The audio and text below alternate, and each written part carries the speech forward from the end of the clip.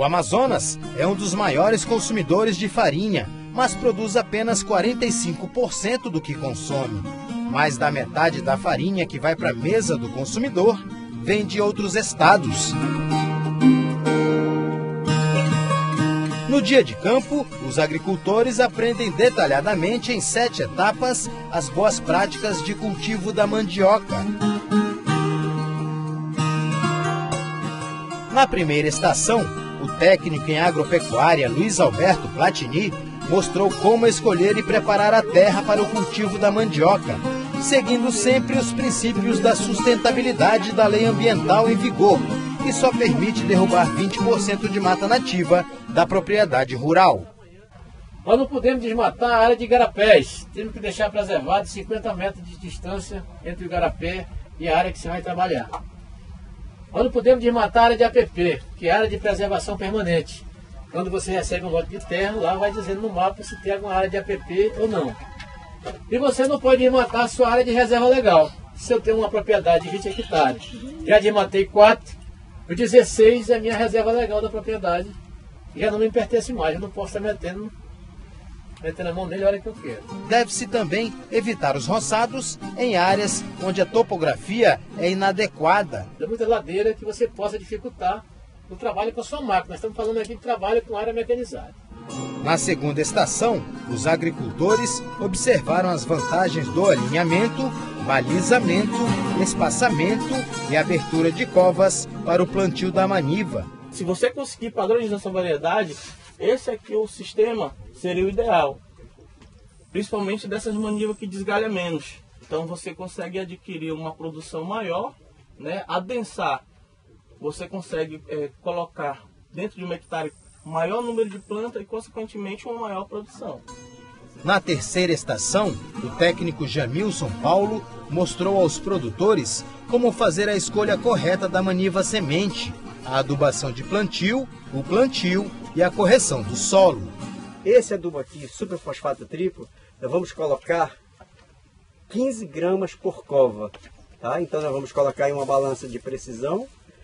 Vamos pegar as 15 gramas, a gente coloca numa vasilha, num plásticozinho, corta, para você ficar com a medida jogando todo o tempo, para não ter que ir pesando toda vez. Coloca um pouco de terra, nunca direto aqui com o adubo, porque o adubo ele contém sal, ele vai ferir, aí vai ser entrada de bactérias, de fungos. Você vai colocar um pouco de terra para não ter o contato. Colocou aqui, você pode fazer. Ok? Feito isso, nós vamos fazer a correção do solo. Esse aqui é o calcário. Todo mundo conhece o calcário, mas nem todo mundo sabe qual a utilidade dele. Deixa eu te falar um pouco sobre o calcário. O calcário não é adubo, gente. O calcário, ele é um corretivo do solo. O que acontece quando o solo está ácido? Ele possui muitas moléculas de alumínio. Então essas moléculas de alumínio impedem que o adubo penetre no solo. Quando a gente joga o calcário vai quebrando as moléculas de alumínio e abre caminho para o nosso adubo. Ok? Então essa é a utilidade do calcário. Então pega o calcário, 200 gramas, e sempre jogando espalhadinho. 200 gramas. 200 gramas. Fez isso, estamos com o plantio feito. Uma das novidades apresentadas pelo IDAM aos produtores rurais de Rio Preto da Eva foi a multiplicação de sementes, ou de mudas como queiram, já que o Amazonas tem perdido esse produto nos últimos anos em virtude das grandes cheias. Na quarta etapa, o técnico em agropecuária Zacarias Gondim ensina os princípios da multiplicação rápida, a produção de maniva estaca, que são as sementes da mandioca. Aqui nós temos uma câmara de germinação, que é feita dessa maneira aqui. Ali eu botei só com o modelo, mas aqui ela está de forma mais alta. Por que ela está com 1 metro? Porque eu preciso trabalhar em pé. O senhor observe que tem tijolo com a boca para cima aberta. Eu preciso que esse tijolo esteja do tempo cheio de água. Levantou, tijolo com água, escolhi minha variedade de mandioca que eu vou reproduzir, vai para o meu germinador. Ela germinando, eu vou levar o quê? No sistema convencional eu levo esse tamanho. Nesse sistema aqui eu levo esse tamanho. Ou seja, levando apenas duas gemas, 2 olhos. Diminuí desse tamanho para esse aqui. Ganhei material vegetativo. Aproximadamente, quando eu cortar, botar as gemas viradas para a parte de cima, para facilitar sua germinação, de 10 a 12 centímetros de altura, quando ela chegar, nós vamos fazer o primeiro corte. Ou seja, vou eliminar essa planta mais ou menos aqui e vou levar para o enraizador.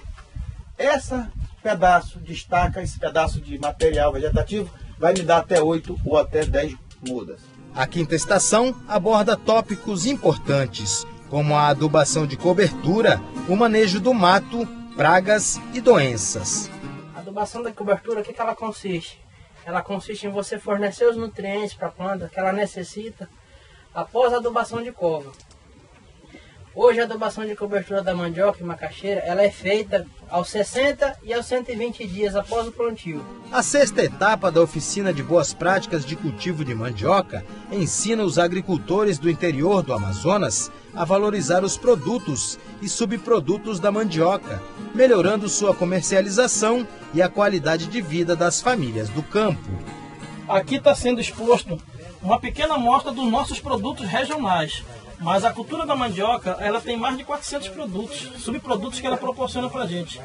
Desde a indústria farmacêutica, da indústria de cosmética, de tudo que você imaginar, a gente tem subproduto da mandioca. Até na própria pasta creme dental da gente existe subproduto da mandioca. No remédio que a gente toma, existe produto da mandioca. Hoje, o distrito nosso importa 90% da fécula do Paraná. Para quê? Para a fabricação das peças de plástico, para a fabricação de cola. Então, existe um mercado muito grande e aberto para a apropriação da venda da fécula, tá?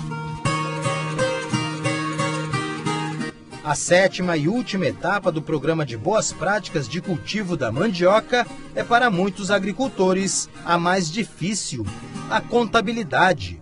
Os números se confundem em meio a tantos gráficos.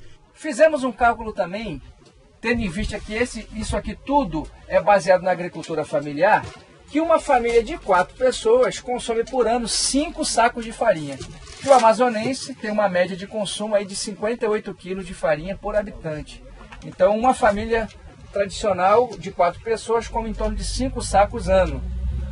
Descontando desses 72 quilos de farinha, os 5 sacos, sobram 67 sacos. Para efeito didático, nós botamos o preço de comercialização de R$100. Isso daria uma renda de R$ 6.700. Descontando o custo, nós teríamos um lucro aqui por hectare de R$ 4.583. Tá ok, gente?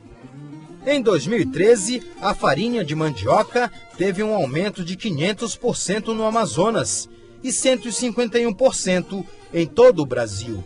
Um dos motivos para a elevação do preço da farinha foi a diminuição da oferta de mandioca, principalmente pela redução da área plantada em diversas regiões do país. Na Amazônia, as últimas enchentes foram as vilãs da baixa produção rural. Quadro negativo que pode ser revertido com as boas práticas de cultivo da mandioca. A seguir, você vai ver no Amazônia Rural que uma das principais doenças da banana, a cigatoca negra, ainda está tirando o sono de muitos agricultores do Acre.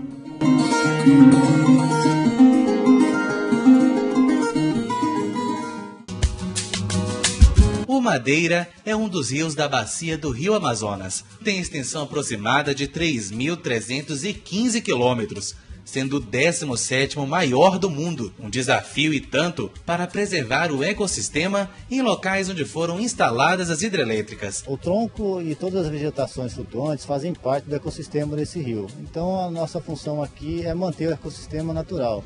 com a remoção deles, isso seria prejudicado. Para solucionar este problema, foi criado o sistema de transposição de troncos. O sistema é composto por boias chamadas de long boom. As boias formam um cordão flutuante que são colocados nos reservatórios da hidrelétrica. Lá são interceptados galhos, troncos e outros sedimentos que são levados para este vertedouro, onde seguem o caminho natural do rio. O long boom é utilizado por outros empreendimentos no Brasil.